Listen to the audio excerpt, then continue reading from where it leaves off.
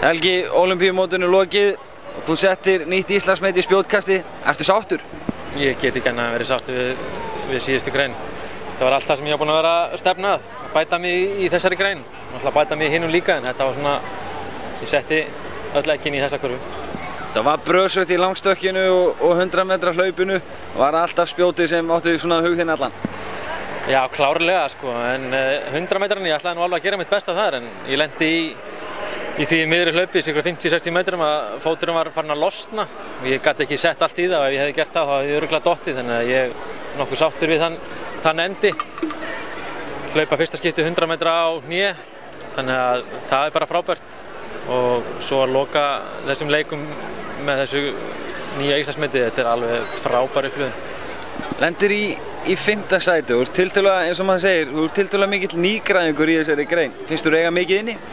Ég lít þannig á og ég kann ekki að kasta ennþá. Þannig að já, ég er búinn að vera mjög stutt með þessa sem ég er að keppa við. Þannig að þegar ég kann að kasta, þá skulum við sjá til hvað gerist. Og hvað er þetta miðað við? Er þetta stráka með 8 til 12 ára reynslu eða hvað? Já, mér skilst það. Þetta sé svona að meðaltali í kringum það, frá 5 til 12, 13, 14 ár. Þannig að ég er nokkuð sáttur með mitt sæti, allavega sem komið er. Við skulum sjá hvað gerist í framtíðinni. Ertu þá að hugsa framtíðina eins og hinir þrír keppendur Íslands hérna í London? Ertu að hugsa Ríó? Það var allan tíman stefnan að toppa þar. Þetta var uppbytun og nú eru bara harðar æfingar þangað til í Ríó, ekkert annað. Kári, þáttöku okkar er lokið bæði í sundi og frjálsum, og Helgi hérna kvaddi mótið fyrir Íslandshönd með glæsilegu meti í spjótkasti. Eru þið ekki sátt með árangurinn? Jú, við erum alveg himinlifandi með þetta. Við náðum því sem við ætluðum. Það er að vísu ýmislegt sem gekk á hjá okkur, alveg í gegnum langstökkið og 100 metra hlaupið, en hann bara sýndi það að þetta er alveg hægt og kom með það í spjótinu. Hann er tiltölulega mikill nýgræðingur í spjótu. Í ljósi þess er þetta 5. sæti kannski mjög ásættanleg. Ja, hann er náttúrulega algjör byrjandi sko. Þannig að það er svo mörg atriði sem er eftir að festa í tækninni.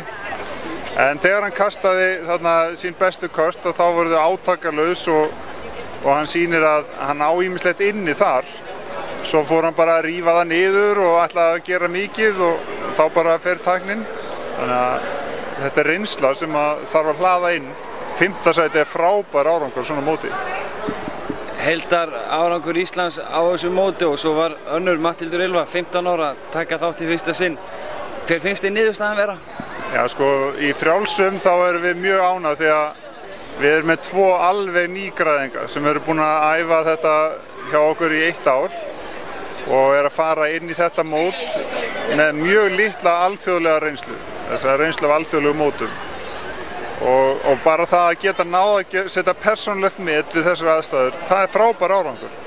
Svo við erum mjög sátt.